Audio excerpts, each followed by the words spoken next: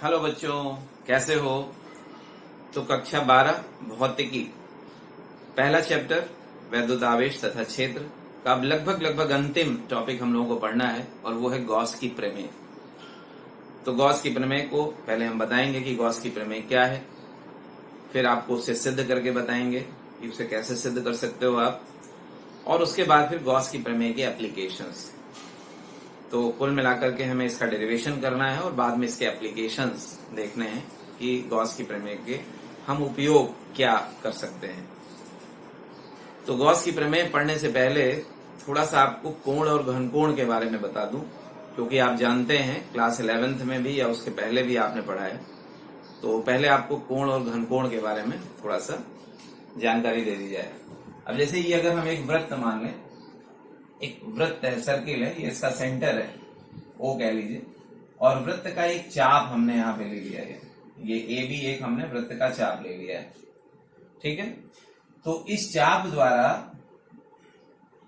केंद्र पर जो कोण बनता है, ये चाप द्वारा केंद्र पर आंतरिक जो कोण होता है, इसको हम लोग समतलीय कोण भी कहते हैं। ये हमारा समतलीय कोण, या इसको हम प्लेन एंगल कहते हैं, ठीक है। थीटा से लिखते हैं इसे, ये थीटा से लिखते हैं। अब चूंकि बहुत छोटा चाप है, अगर इसको हम डीएस चाप मान लें, मतलब स्मॉल है, छोटा है, तो फिर ये डी थीटा हो जाएगा। अब एंगल को हमने डी थीटा कर लिया और ये त्रिज्या हमने मान ली है। तो इसमें एक रिलेशन आपने पढ़ा है, कोण बराबर चाप बटे त्रिज्या, तो D theta is equal to DS upon R. ये फॉर्मूला आप लिख सकते हैं।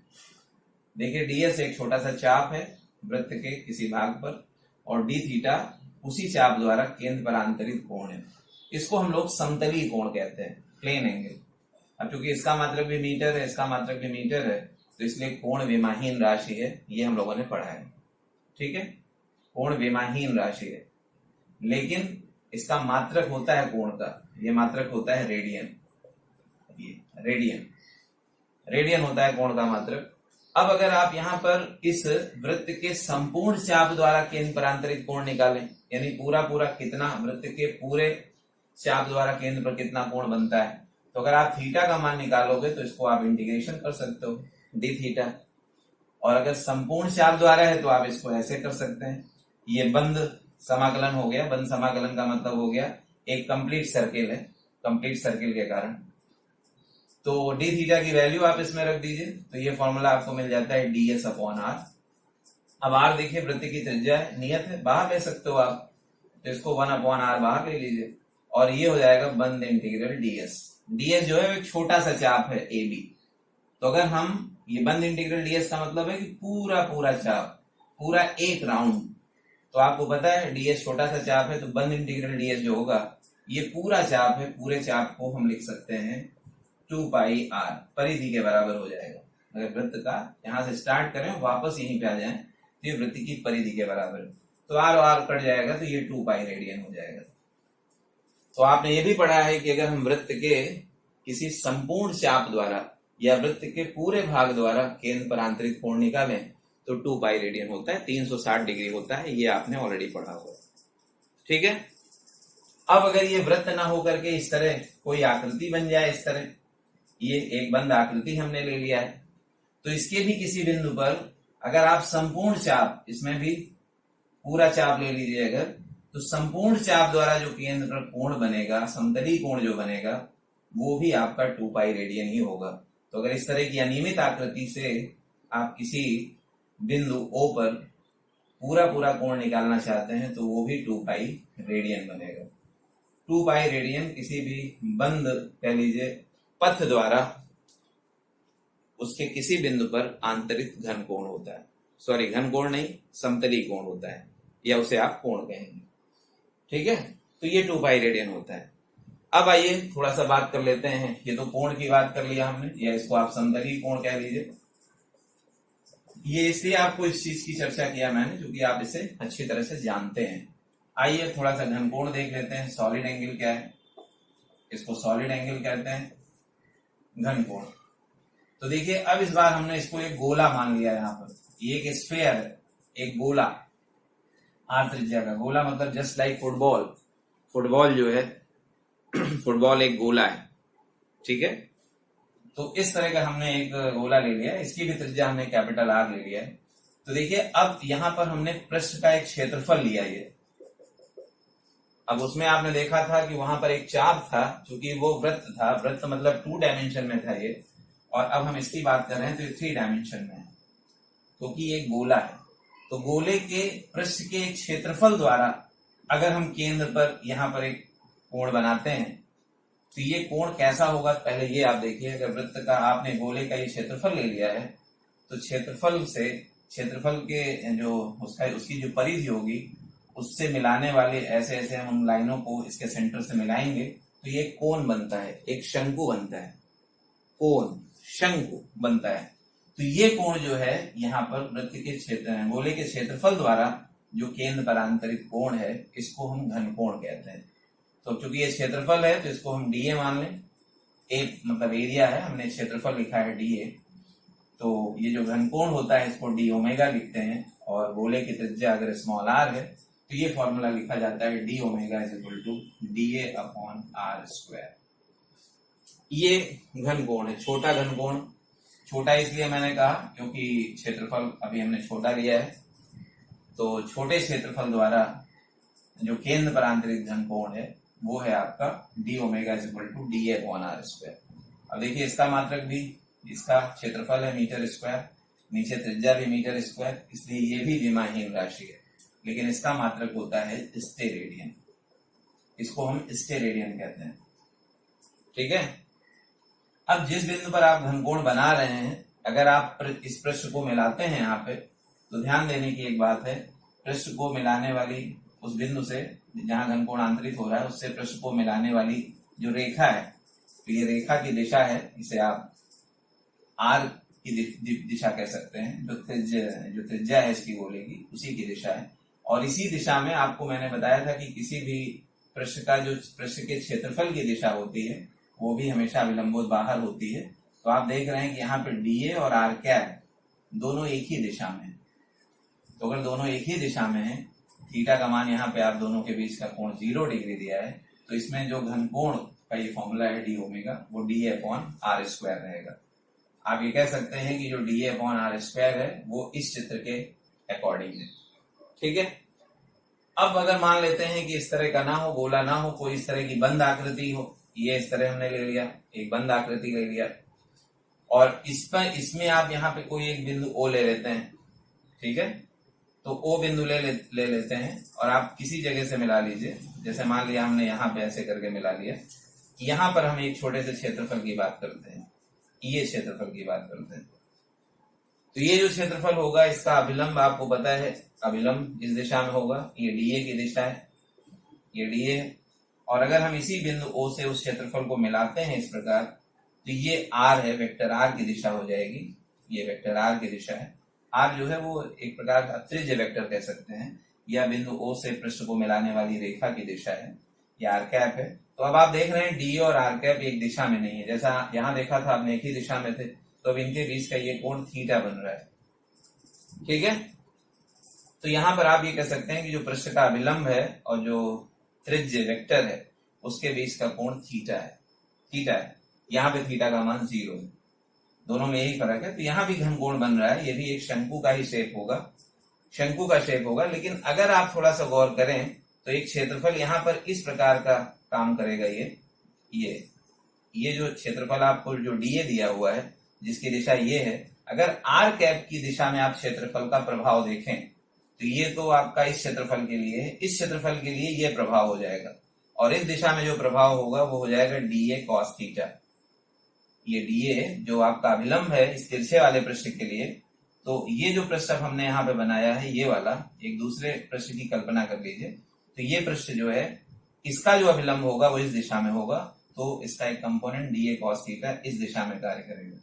तो ऐसे अगर कोई तिरछा पृष्ठ हमने लिया है तो उसके लिए अगर इसके ओ पर इस केंद्र ओ पर आंतरिक घनकोण निकालते हैं तो D omega is equal to हो जाएगा DA cos theta upon R square. ये तिरछे पृष्ठ द्वारा, इसी तिरछे पृष्ठ द्वारा जो केंद्र पर आंतरिक घनकोण है वो है DA cos theta upon R square, ठीक है। अब अगर आप संपूर्ण इस गोले के संपूर्ण पृष्ठ द्वारा केंद्र पर आंतरिक कोण निकालिए, तो फिर इसको हम इंटीग्रल कर देंगे इस तरह, अगर आप टोटल निकालना चाहते हैं ओमेगा ये। अब चूंकि संपूर्ण पृष्ठ द्वारा निकाल रहे हैं तो संपूर्ण पृष्ठ द्वारा ये हम कर देंगे ऐसे सर्किल। ये सर्किल कर देने का ये मतलब होगा कि ये पूरा पूरा कंप्लीट सरफेस, पूरे पृष्ठ, पूरे गोले के सरफेस की बात कर रहे हैं। ये सरफेस इंटीग्रल है, ध्यान रखिएगा। और यहाँ पर जो हमने ये इंटीग्रल किया था ये एक प्रकार से लाइन इंटीग्रल है। एल यहाँ कर देते हैं, एल मतलब हो गया लाइन, क्योंकि यहाँ पर एक पूरा वृत्त जो है एक रेखीय उसमें था और ये पृष्ठीय उसमें है। तो अब डी ओमेगा की अगर आप वैल्यू रख दीजिए वैसे ही जैसे अभी किया था आपने, तो ये डी अपॉन आर स्क्वायर हो जाएगा। आर त्रिज्या है गोले की, बाहर आप ले सकते हो, ये आर स्क्वायर हो जाएगा, इंटीग्रल डीए हो जाएगा।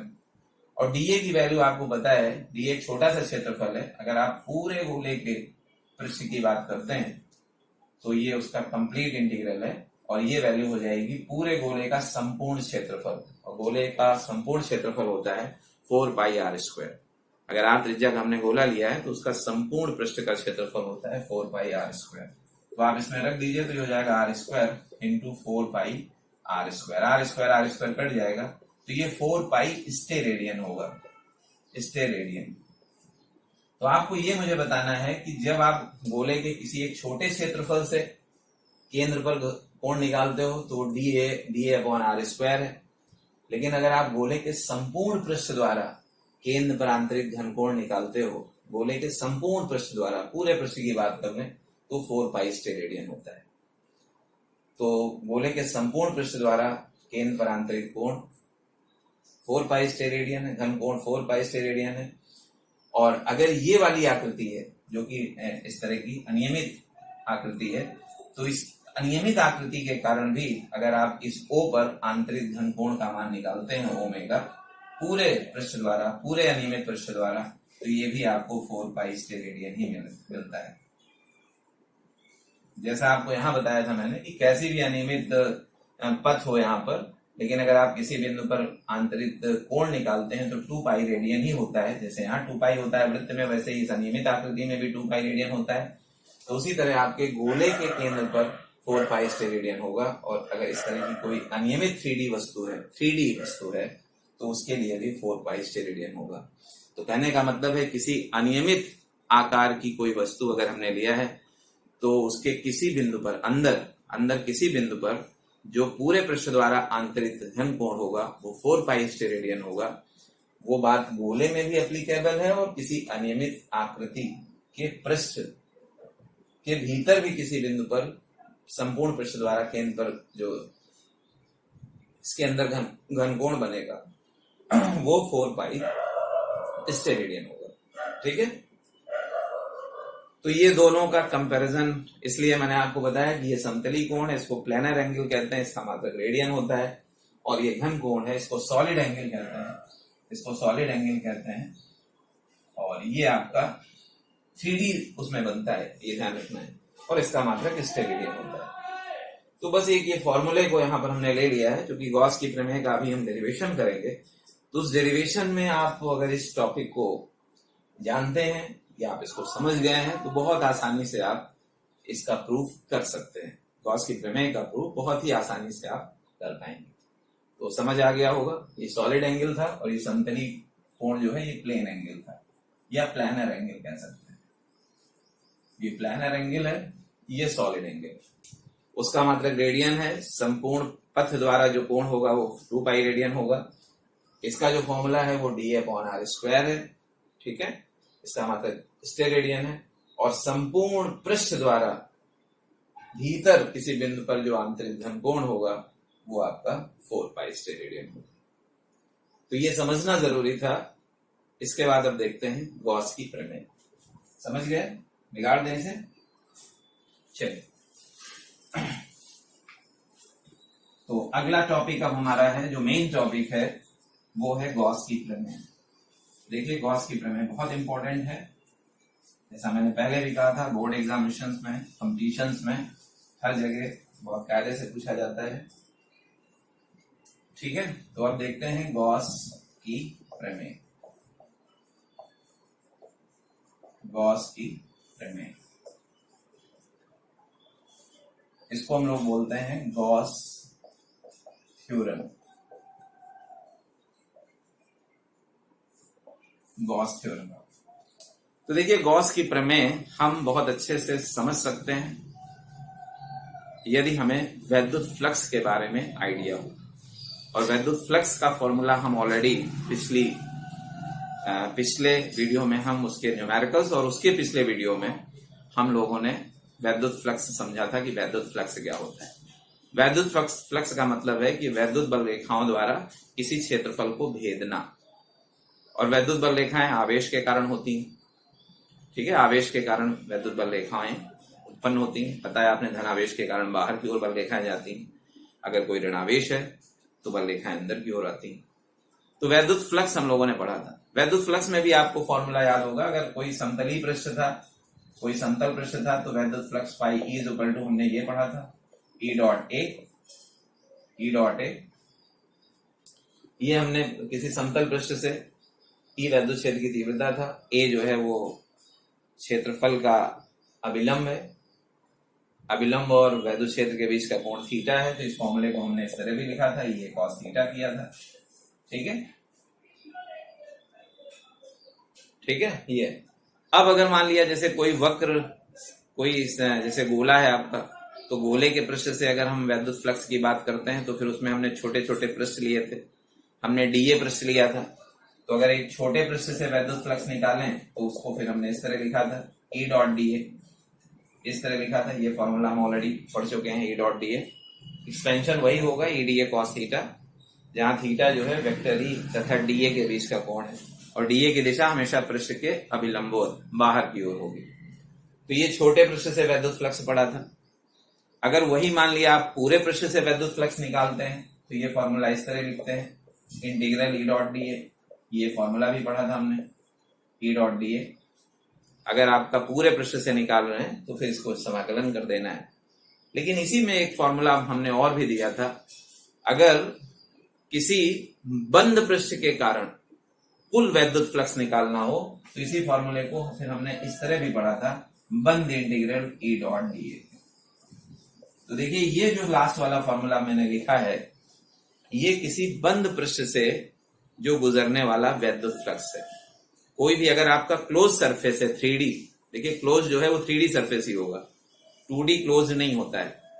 अब जैसे ये हथेली है मेरी, ये हथेली इस तरह मैंने कर दिया तो ये 2D में है, ठीक है, ये 2D में है। लेकिन अगर इसी को भी हम ऐसे करके मुट्ठी बना दें तो फिर ये 3D में आ गई। ये समतली पृष्ठ है और जब हमने इसको मुट्ठी बना दी तो ये 3D में आ गई, ठीक है। तो हमारा जो अगर कहीं भी हम बंद पृष्ठ की बात कर रहे हैं तो बंद पृष्ठ से जो गुजरने वाला वैद्युत फ्लक्स होता है उस फॉर्मूले को हम इस तरह लिखते हैं। इसको पढ़ते हैं बंद इंटीग्रल ई डॉट डीए, इसको पढ़ते हैं बंद समाकलन, बंद समाकलन, क्लोज इंटीग्रल कहते हैं इसको, क्लोज इंटीग्रल। चलिए निकालना बताएंगे आपको कि बंद समाकलन क्या है। आइए गॉस की प्रमेय का स्टेटमेंट देख लेते हैं, क्या कहता है गॉस की प्रमेय। थोड़ा समझने की कोशिश करते हैं गॉस की प्रमेय क्या है। अब जैसे अगर हम ये मान लें कि एक गोला है, ये गोला मतलब स्फेयर, 3D, आर त्रिज्या का गोला है ये, 3D लिख देता हूं यहां पर, क्योंकि गोला और वृत्त हमें दिखता एक जैसा ही है, लेकिन वृत्त जो है सर्किल वो 2 डायमेंशन ज्योमेट्री है और स्फेयर ये आपकी 3 डायमेंशन है, ये त्रिविमीय है, और जबकि वृत्त जो है वो 2 विमीय है। तो देखिए ये हमने एक गोला ले लिया है, अगर हम इस गोले के सेंटर पे क्यू आवेश रख दें, प्लस क्यू आवेश, तो आपको पता है कि इस आवेश से जो बल रेखाएं होंगी वो बाहर की ओर निकलेंगी, ऐसे करके बल रेखाएं बाहर की ओर जाएंगी, हर दिशाओं में बल रेखाएं इस प्रकार बाहर की ओर जाएंगी, ऐसे करके। अब थोड़ा सा इमेजिन करिए आप, जो है ये बल रेखाएं ऐसे करके बाहर की ओर जा रही, ये बल रेखाएं जब बाहर की ओर जाएंगी तो ये जिस गोले से हमने, जिस गोले के सेंटर पे क्यों आवेश रखा है, ये बताइए कि इस गोले के पृष्ठ को ये बल रेखाएं भेदते हुए निकलेंगी। भाई गोले के केंद्र पे हमने क्यों आवेश रख दिया है, तो इससे जो बल रेखाएं निकल रही हैं वो उस पृष्ठ को भेदते हुए बाहर निकलेंगी। तो जब उसको भेदते हुए बाहर निकलेंगी तो इसका मतलब ये हुआ कि उस गोले से वैद्युत फ्लक्स निकल रहा है, उस गोले के पृष्ठ से वैद्युत फ्लक्स निर्गत हो रहा है। तो अगर वो वैद्युत फ्लक्स आपको जानना हो कि कितना होगा, वैद्युत फ्लक्स जो इस गोले के पृष्ठ से गुजरने वाला वैद्युत फ्लक्स है, ये जो पृष्ठ है, जो ये गोले का पृष्ठ है, इससे जो घिरा हुआ आवेश है, घिरे हुए आवेश Q का 1/ε0 गुना होता है। चाहे ऐसे लिख लीजिए और चाहे आप 1/ε0 गुणे Q लिख लीजिए, एक ही बात है। या आप इसे Q/ε0 कर लीजिए, एक ही बात है। तो ध्यान दीजिए जरा क्या है, यही गॉस की प्रमेय का कथन है। गॉस की प्रमेय ये कहता है कि यदि किसी बंद पृष्ठ से घिरा हुआ आवेश Q है, अब वो बंद पृष्ठ, ये गोला भी हमने लिया है फिलहाल, बाकी इस तरह की भी आकृति हो सकती है, ये आकृति हमने ले लिया, लेकिन ये ध्यान रखिएगा ये 2D नहीं 3D ये है, आकृति 3D होगी, 3D आकृति है ये। देखिए 3D आकृति ही किसी आवेश को घेर पाएगा, पहले तो ये दिमाग में डाल लीजिए। अगर किसी आवेश को घेरने की बात करें तो वो 3D होगा, ठीक है। तो अगर इस तरह की आकृति इस आवेश को घेर लेती है तो आप बताएंगे कि इस पृष्ठ से जो गुजरने वाला वैद्युत फ्लक्स है वो घिरा हुआ आवेश Q है, तो इसका 1/ε0 होगा। तो किसी भी बंद पृष्ठ से गुजरने वाला कुल वैद्युत फ्लक्स उस पृष्ठ द्वारा घिरे हुए आवेश Q का 1/ε0 होता है। यही गॉस की प्रमेय का स्टेटमेंट है, और स्टेटमेंट केवल लिख देने पर भी आपको मार्क्स मिलते हैं, क्योंकि क्वेश्चन पूछा जाता है कि गॉस की प्रमेय क्या है, कथन लिखिए और उसके बाद इसे सिद्ध कीजिए। तो अभी सिद्ध तो हम आगे करेंगे, लेकिन आप पहले गॉस की प्रमेय का कथन समझिए। कहने का मतलब है कि इस जो हमने ये एक अनियमित 3D पृष्ठ दिखाया है, इससे जो गुजरने वाला वैद्युत फ्लक्स होगा वो होगा Q/ε0। अब जैसे इस तरह का एक हम घनाकार ठोस एक घन ले लेते हैं, क्यूब कर लिया हमने इसको, और क्यूब के सेंटर पे हमने Q आवेश रख दिया है। अब क्यूब के सेंटर पे कर देंगे तो क्यूब की 6 जो फेसेस हैं वो इस आवेश को जो है उन्होंने घेर रखा है, या ये कह लीजिए ये आवेश जो है उन पृष्ठों से घिरा हुआ है। पृष्ठों से घिर गया अगर, तो आप बताना चाहें कि इस क्यूब से टोटल कितना फ्लक्स गुजरेगा, तो वो होगा Q/ε0। Q/ε0, तो Q/ε0 इस पृष्ठ से गुजरने वाला वैद्युत फ्लक्स Q/ε0, इस पृष्ठ से भी गुजरने वाला वैद्युत फ्लक्स, ऐसे बल रेखाएं यहां भी ऐसे ऐसे निकलेंगी बाहर की ओर, ये बल रेखाएं इस तरह निकल रही, तो इससे भी Q/ε0, और इससे भी ऐसे ऐसे बल रेखाएं इन ऑल डायरेक्शन ऐसे करके निकलेंगी, तो इससे भी आपका Q/ε0। तो भाई कोई भी बंद आकृति हो, कोई भी बंद पृष्ठ हो, उसके भीतर जो भी आवेश है उस आवेश का 1/ε0 उस पृष्ठ से गुजरने वाला कुल वैद्युत फ्लक्स होता है, ठीक है। और मैं आपको सिंपल कर देता हूं, ठीक है। अब जैसे मैं आपसे कह दूं कि ये 2 कूलाम आवेश है, ठीक है, ये मैंने इसको जो है अपनी हथेली पे रखा और मुट्ठी बंद कर लिया है, मुट्ठी बंद कर लिया। तो अगर अब आपसे ये कहा जाएगा कि ये बताइए कि इस मुट्ठी से गुजरने वाला वैद्युत फ्लक्स कितना है, इस मुट्ठी से गुजरने वाला वैद्युत फ्लक्स कितना है, तो बहुत आसान है, 2 कूलाम आवेश है तो बस 2/ε0। इस मुट्ठी के भीतर जितना आवेश घिरा हो, जितना आवेश घिरा हो, उस घिरे हुए आवेश का 1/ε0 ही टोटल फ्लक्स हो जाएगा। अगर मुट्ठी के भीतर 1 कूलाम आवेश है तो मुट्ठी को बंद कर लें तो वो आवेश घिर जाएगा मुट्ठी से, तो इस मुट्ठी से गुजरने वाला वैद्युत फ्लक्स 1/ε0 हो जाएगा। जितना आवेश घिरा है उतने आवेश का 1/ε0, ठीक है। ये ε0 आपको पता है निर्वात की विद्युतशीलता होता है। तो देखिए स्टेटमेंट हम कई तरीके से कह सकते हैं, बस ये समझना है कि ये जो फ्लक्स है ये किसी बंद पृष्ठ से गुजरने वाला वैद्युत फ्लक्स है, ये किसी बंद पृष्ठ से गुजरने वाला वैद्युत फ्लक्स है। तो ये बंद पृष्ठ से गुजरने वाला वैद्युत फ्लक्स है, ये घिरा हुआ आवेश है, इसको हम लोग IN भी लिख देते हैं, इनक्लोज है तो IN लिख दिया है शॉर्ट में, यहां भी IN कर दिया है, यहां भी IN कर दिया है। IN का मतलब इनक्लोज, यानी जो पृष्ठ के भीतर हो, पृष्ठ के भीतर जो घिरा हुआ आवेश है उस आवेश की हम यहां पे बात करेंगे, ठीक है। तो चलिए आइए इसका स्टेटमेंट लिख लेते हैं। बहुत इंपॉर्टेंट स्टेटमेंट है, बहुत ही आसान है। गॉस की प्रमेय का कथन तो बहुत ही इजी है, कोई दिक्कत ही नहीं है इसमें। बंद पृष्ठ होना चाहिए, आवेश घिरा होना चाहिए, ये जरूरी है, तभी आप गॉस की प्रमेय का ये फॉर्मूला जो अभी हम लोग लिखेंगे इसको आप तभी लागू कर पाएंगे। तो लिख लीजिए इस प्रमेय के अनुसार ये इसका स्टेटमेंट है, कथन है। हर प्रमेय का कुछ ना कुछ कथन होता है, प्रमेय कुछ ना कुछ कहता है। देख लीजिए इस प्रमेय के अनुसार क्या है, कॉमा इन्वर्टेड कॉमा में ये लिखेंगे कि किसी बंद पृष्ठ से, बंद मतलब क्लोज होना चाहिए वो, ये किसी बंद पृष्ठ से गुजरने वाला वैद्युत फ्लक्स, ये वैद्युत फ्लक्स या कुल वैद्युत फ्लक्स कह सकते हैं। वैद्युत फ्लक्स उस पृष्ठ द्वारा घिरे हुए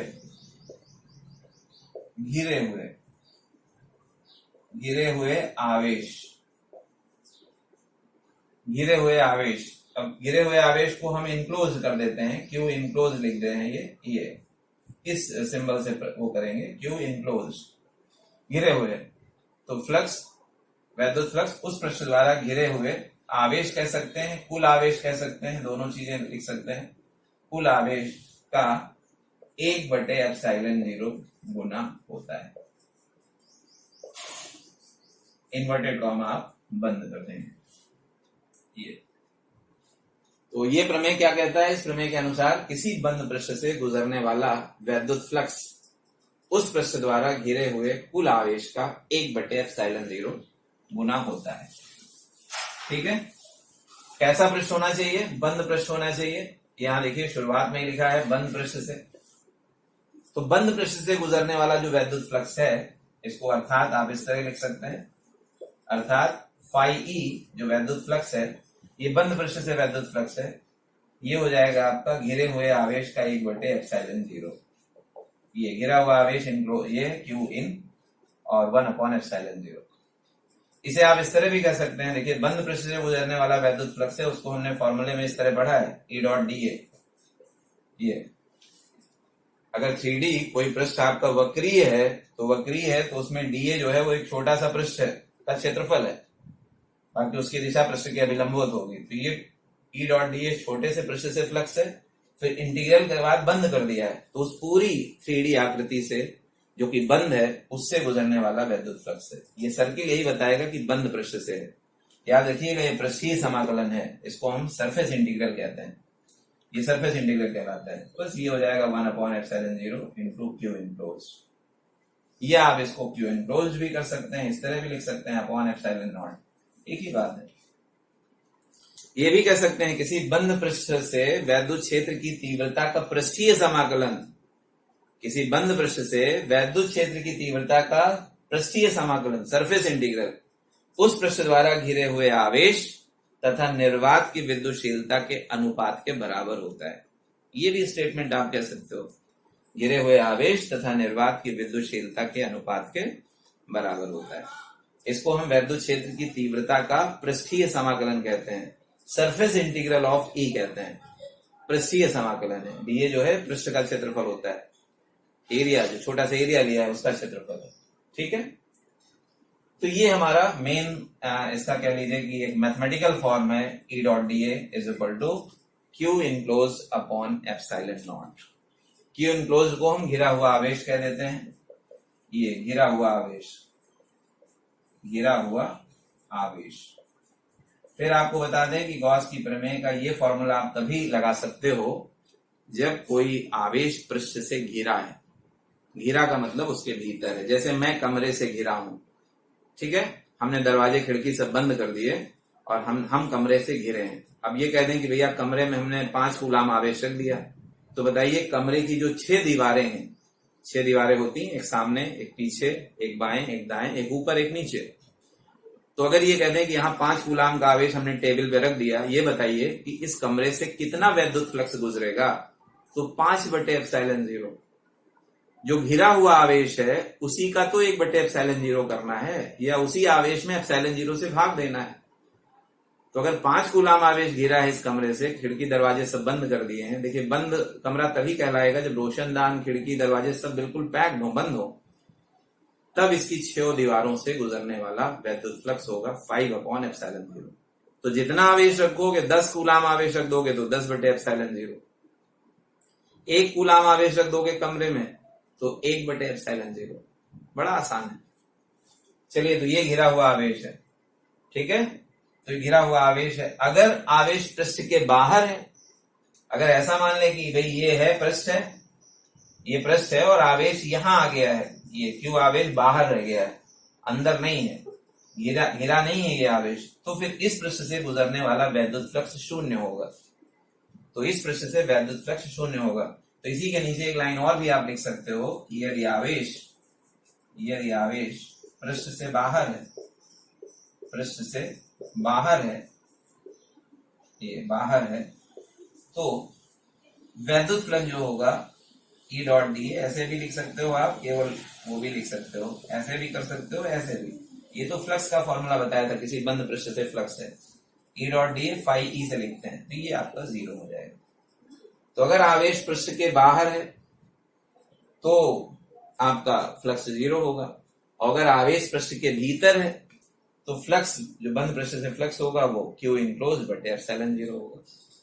अच्छा, मान लिया जाए कि कभी ऐसी सिचुएशन हो जाए कि एक से ज्यादा आवेश है, जैसे Q1 आवेश है, Q2 आवेश है, और एक तीसरा -Q3 आवेश है, तो इस पृष्ठ से जो घिरा हुआ आवेश है वो होगा Q1 plus Q2 minus Q3। कुल आवेश होता है, देखिए हमने यहां पर लिखा है ये कुल आवेश, इसको देखिए ध्यान से। कुल आवेश हमने इसीलिए किया था कि अगर 3 आवेश हो जाते हैं, Q1, Q2 और -Q3, तो कुल आवेश हो जाएगा Q1 plus Q2 minus Q3, total आवेश हो जाएगा। आवेश अदिश राशि है और अदिश राशियों को बिल्कुल पैसे की तरह जोड़ना है आपको। अगर प्लस है तो प्लस के साथ प्लस ऐड होगा, माइनस है तो बिल्कुल माइनस को भी चिन्ह से ही जोड़ना है आपको, यानी वो घट जाएगा। तो ये Q1, Q2, Q3 3 प्रकार का आवेश है। जितने भी आवेश हैं बंद पृष्ठ के भीतर, अगर यहाँ पे बाहर एक Q4 भी आवेश ले लें तो फिर इसका कोई यूज नहीं है, क्योंकि जो इस पृष्ठ से वैद्युत फ्लक्स है वो केवल घिरे हुए आवेशों के कारण, ऐसा नहीं है इस पृष्ठ के इस आवेश के कारण भी वैद्युत फ्लक्स होगा, ऐसा नहीं कि इस आवेश से वैद्युत फ्लक्स नहीं होगा, लेकिन जब यहां से इस तरह निकलेगा तो आप देखेंगे कि एक ये इस पृष्ठ को 2 जगह से काटेगा, एक यहां पे काटेगा, तो यहां से प्रवेश कर रहा है फ्लक्स और यहां से एग्जिट कर रहा है फ्लक्स, निकल रहा है। तो ये दोनों फ्लक्स आपस में बराबर हो जाएंगे परिमाण में, दोनों की वैल्यू सेम रहेगी, क्योंकि प्रवेश करने वाला फ्लक्स और निकलने वाला फ्लक्स ये दोनों बराबर होंगे, चिन्ह में अपोजिट हो जाएंगे। आपको बताया था नेगेटिव पॉजिटिव फ्लक्स, जब कोई वैद्युत बल रेखाएं किसी पृष्ठ के भीतर आती हैं तो ऋणात्मक फ्लक्स होता है, और वैद्युत बल रेखाएं पृष्ठ से बाहर जा रही होती है तो धनात्मक होता है। तो ये वाला ऋणात्मक फ्लक्स हो जाएगा, यहां से यहां धनात्मक हो जाएगा, दोनों बराबर होंगे, इसलिए टोटल 0 हो जाएगा। तो इस आवेश से फ्लक्स का कंट्रीब्यूशन 0 होगा।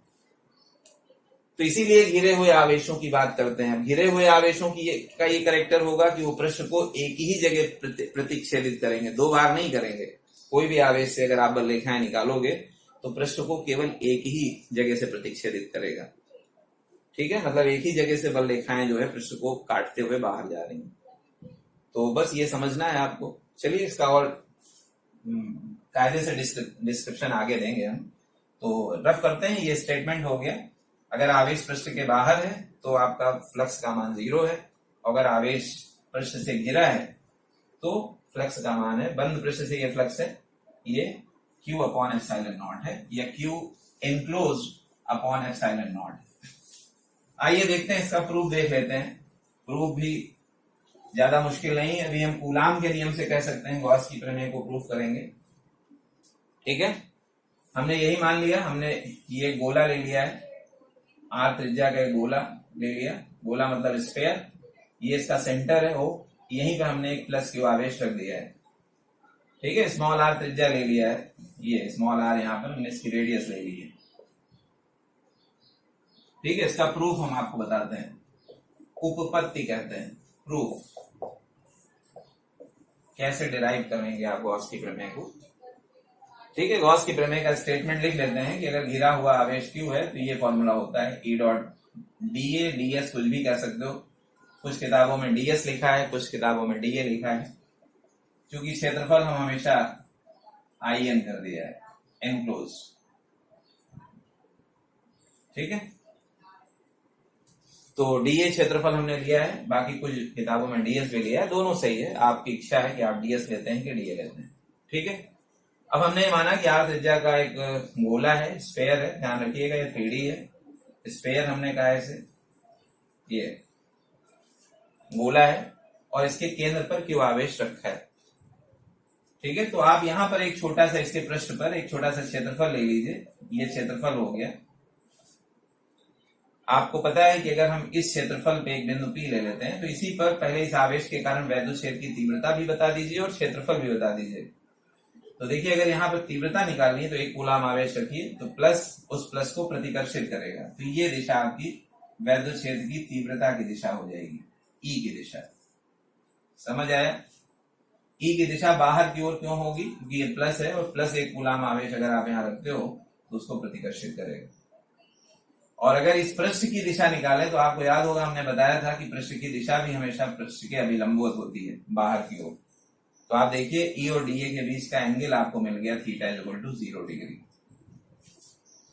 0 डिग्री का मतलब है कि ई और डीए एक ही दिशा में है। ई और डीए एक ही दिशा में है। ठीक है, तो आपको अब यहाँ पे ये लिखना है कि माना एक गोला है, आर त्रिज्या के गोले के केंद्र पर प्लस Q आवेश रखा है। तो लिख देंगे यहाँ पे, माना आर त्रिज्या के गोले स्फेयर के केंद्र, गोले के केंद्र O पर प्लस Q आवेश रखा है, आवेश रखा है। ठीक है, अगर आप गोले के उस छोटे से क्षेत्रफल जो डीए आपने लिया है, तो यहाँ पे गोले के सूक्ष्म क्षेत्रफल, ये सूक्ष्म क्षेत्रफल डीए, गोले का छोटा क्षेत्रफल हमने डीए लिया है, डीए से निकलने वाला वैद्युत फ्लक्स या गुजरने वाला वैद्युत फ्लक्स, गुजरने वाला वैद्युत फ्लक्स अगर उस छोटे से पृष्ठ से निकालते हैं तो ये लिखेंगे, देखिए D phi E is equal to, ये हमने पढ़ा है E dot D A, E dot D A पढ़ा है। ठीक है, आप इसको E D A cos theta भी कर सकते हो। तो ई डी ए और कॉस थीटा देखिए एक ही दिशा में है, तो कॉस 0 हो जाएगा, कॉस 0। तो सिंपली आप ई डी ए भी कर सकते हैं। तो ये तो उस छोटे से पृष्ठ से वैद्युत फ्लक्स हो गया। अगर आप संपूर्ण फ्लक्स निकालना चाहते हैं, गोले से संपूर्ण फ्लक्स, इसलिए आप निकाल लीजिए गोले के पृष्ठ से, ये जो स्फेयर है, गोले के संपूर्ण पृष्ठ से, संपूर्ण पृष्ठ लेना है, पूरा पूरा संपूर्ण पृष्ठ से फ्लक्स, वैद्युत फ्लक्स। तो बस फाई ई कर दीजिए, या इसी को आप बंद इंटीग्रल ई डॉट डी ए भी कर सकते हैं, ये ई डॉट डी ए भी लिख सकते हैं। यही तो संपूर्ण पृष्ठ से फ्लक्स होता है। बस इसी को सॉल्व कर लीजिए आप। तो देखिए बंद इंटीग्रल ई डॉट डी ए, ये ई डॉट डी ए दिया है, इसको आप एक बार डी फाई ई भी लिख सकते हो, इसको आप इस तरह भी कर सकते हो। ये छोटे से पृष्ठ से फ्लक्स था और फिर इसी को आपने बंद इंटीग्रल ई डॉट डी ए कर दिया। ठीक है, ई डॉट डी ए को अभी हमने एक्सपेंड किया था, ई डी ए कॉस 0, तो इसको आप तो एक्सपेंड भी कर सकते हो, कर दीजिए तो हो जाएगा ई डी ए कॉस 0, ये कॉस 0, कॉस 0 1 होता है। अब ई की वैल्यू आप रख लीजिए, वैद्युत क्षेत्र की तीव्रता। बताइए इस आवेश से वैद्युत क्षेत्र की तीव्रता आर दूरी पर कितनी थी? किसी बिंदु आवेश के कारण वैद्युत क्षेत्र की तीव्रता कूलाम के नियम से पढ़ा था, के क्यू अपॉन आर स्क्वायर, के क्यू अपॉन आर स्क्वायर। ये अगर वो वायु में रखा है तो 1/4πε0 क्यू अपॉन आर स्क्वायर। तो बस वही वैल्यू रख दीजिए इसमें, ये हो जाएगा आपका 1/4πε0 क्यू अपॉन आर स्क्वायर और डी ए हो जाएगा। cos 0 हमने 1 कर दिया है। ठीक है, अब इसमें जो चीजें कांस्टेंट है, नियत है, बाहर ले लीजिए। ठीक है, गोला है, आर त्रिज्या का गोला है, तो यहाँ भी आर है, हर जगह गोले का पृष्ठ जो है वो आर दूरी पर है, सेंटर से हर जगह आर दूरी पर है, तो आर भी नियत है, तो सब कुछ इसमें बाहर हो जाएगा। क्यू अपॉन 4πε0 आर स्क्वायर, इतना बाहर हो जाएगा और ये मिलेगा बंद इंटीग्रल डी ए, ये बंद इंटीग्रल डी ए। डीए क्या है? एक छोटा सा क्षेत्रफल है, आपको बताया था गोले के पृष्ठ पर एक छोटा सा क्षेत्रफल डीए है। अब डीए का समाकलन है, यानी पूरा पूरा क्षेत्रफल है, और ये जो सर्किल लगा है इसका मतलब है कि गोले का संपूर्ण पृष्ठ। सर्किल लग जाने का मतलब है कि गोले का पूरा पूरा क्षेत्रफल अब आपको लेना है। तो हमने ये पढ़ा है पीछे कि बंद इंटीग्रल डीए, हमने आपको बताया भी था कि ये होता है आपका 4 पाई आर स्क्वायर। किसी भी गोले के पृष्ठ का कुल क्षेत्रफल चाहे कह लीजिए, चाहे कि गोले का संपूर्ण पृष्ठ भी कह सकते हो, तो बस यही डीए की वैल्यू आपको 4 पाई आर स्क्वायर यहाँ पे रख देना है।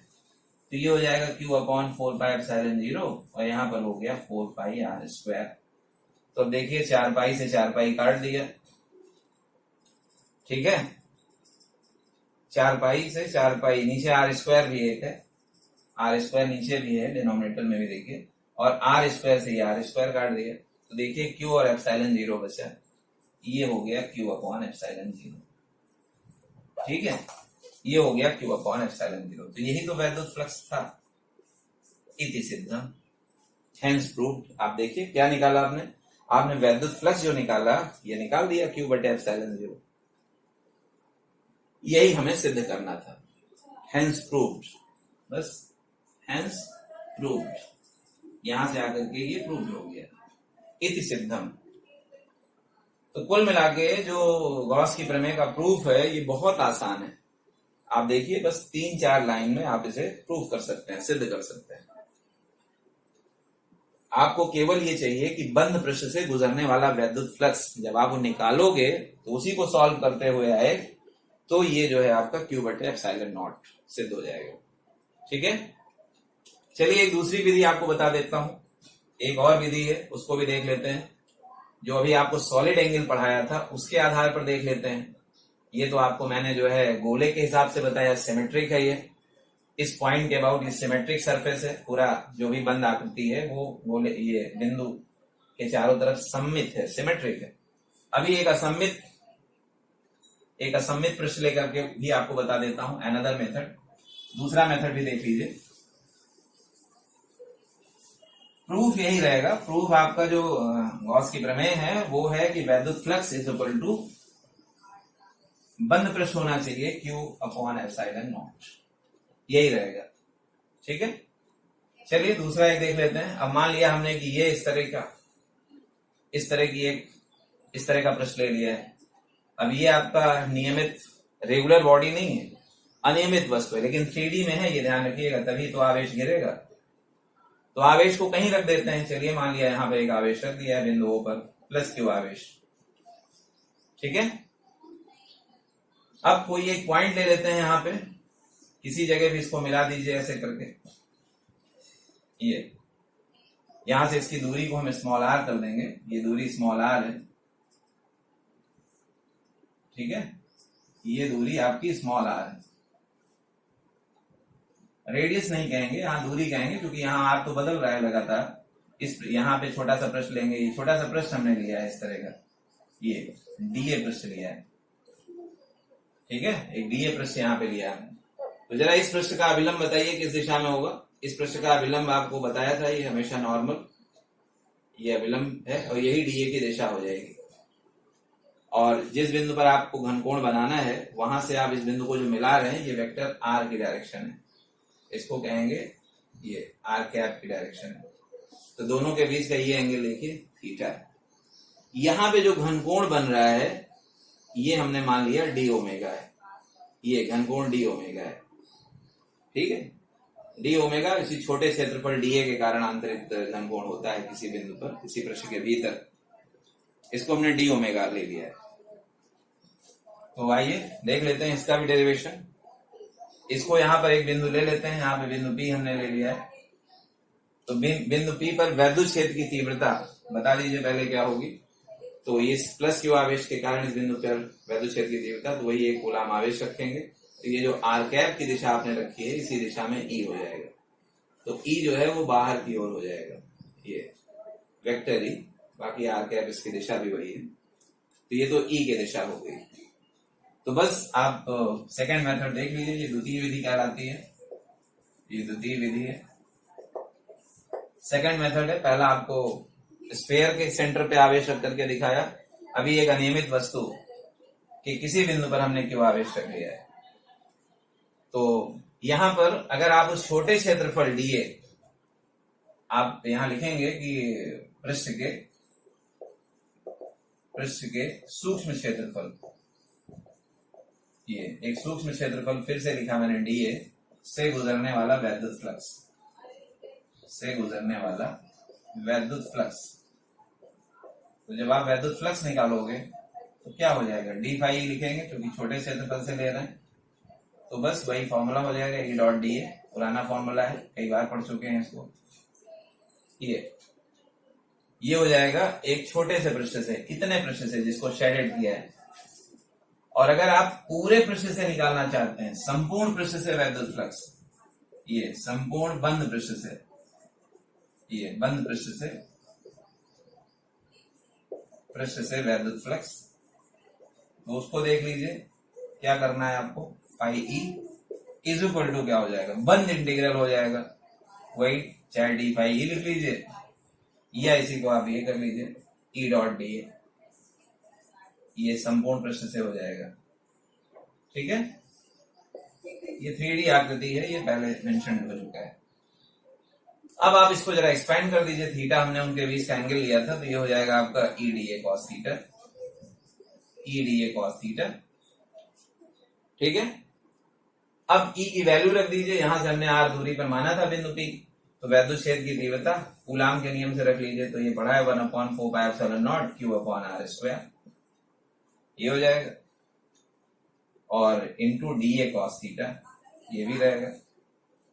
अब इस बार देखिए आर नियत नहीं है, आर नियत क्यों नहीं है, क्योंकि आर यहां से ये दूरी आर है, यहां देखिए ये वाली दूरी आर कम हो जाएगी, ये वाली दूरी और कम हो जाएगी, ये वाली दूरी और कम हो जाएगी, तो आर की दूरी हर जगह बदल रही है। इस बार आर आप बाहर नहीं ले सकते, लेकिन क्यू आवेश तो निश्चित है ना, यहाँ पे क्यू बाहर निकाल लीजिए आप, ये हो जाएगा Q/4πε0, प्योरली कांस्टेंट है, तो ये बंद इंटीग्रल हो जाएगा D A cos theta upon R square.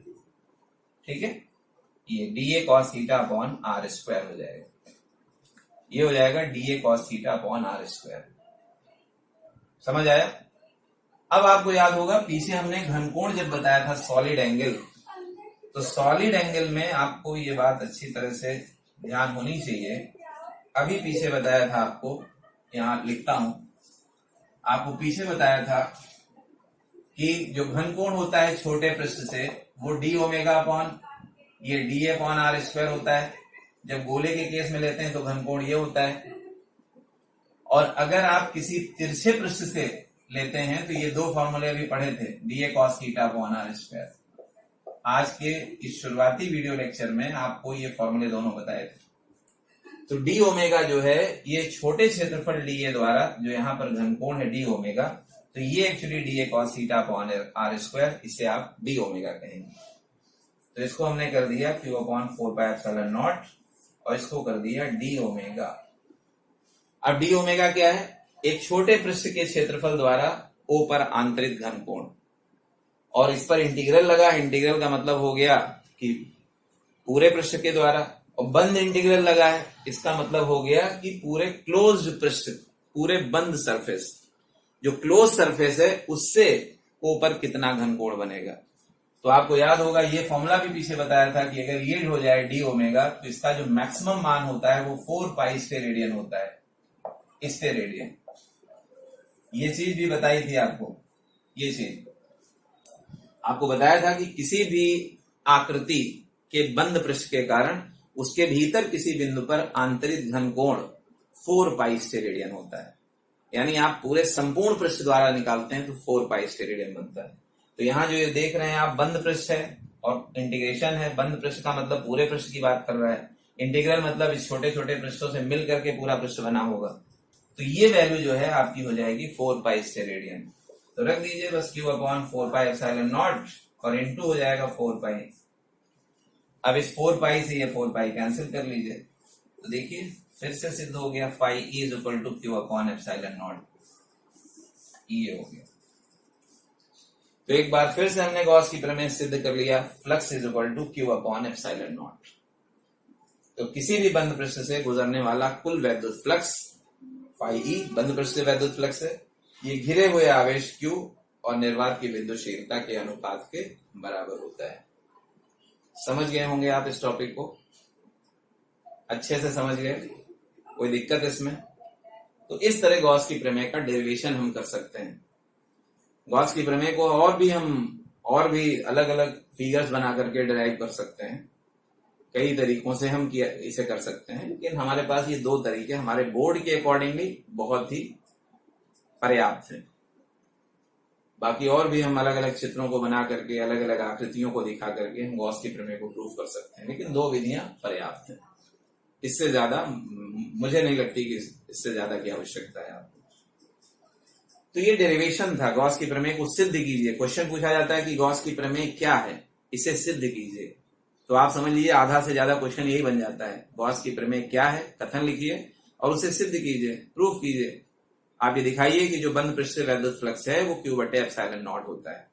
लेकिन याद रखिएगा वैद्युत फ्लक्स बड़ी इंपॉर्टेंट चीज है। अभी हम गॉस के प्रमेय के एप्लीकेशंस करेंगे, गॉस की प्रमेय के हम लोग उपयोग करेंगे, तो उस उपयोग में भी ये बड़ी महत्वपूर्ण चीज होगी कि वैद्युत फ्लक्स क्या है, इलेक्ट्रिक फ्लक्स क्या है, जिसके ऑलरेडी हमने पीछे जो दो लेक्चर हैं उनमें आपको समअप किया था इलेक्ट्रिक फ्लक्स के बारे में। तो इलेक्ट्रिक फ्लक्स बड़ी इंपॉर्टेंट चीज है, क्योंकि इलेक्ट्रिक फ्लक्स आप समझोगे तो गॉस की प्रमेय को बहुत अच्छे से आप बता पाओगे। तो बस आज की क्लास में बस इतना ही, समय काफी हो गया है। तो जो नेक्स्ट क्लास अब हमारा जो अगला वीडियो लेक्चर होगा उसमें हम आपको बताएंगे कि इसके उपयोग क्या हैं गॉस के थ्योरम के, और ये गॉस के थ्योरम के उपयोग क्या हैं और किस प्रकार के आवेश वितरणों के लिए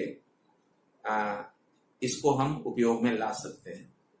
ठीक है, तो इसको एक बार फिर से आप पूरा रिवाइंड कर लीजिए, देख लीजिए, कोई दिक्कत नहीं आएगी। दो विधियां मैंने आपको गॉस के प्रमेय की सिद्ध करने की विधियां दो बताई हैं, दोनों ही बड़ी आसान है। चाहे आप घनकोण की तरह करिए और चाहे आप डायरेक्टली वहां पे वैद्युत क्षेत्र की तीव्रता से R² को बाहर निकाल करके पृष्ठ का क्षेत्रफल केवल रख करके निकाल लीजिए, दोनों से Q/ε0 आपको मिल जाएगा। तो ठीक है बच्चों, आज की क्लास में बस इतना ही। Have a good day. Okay, thank you very much.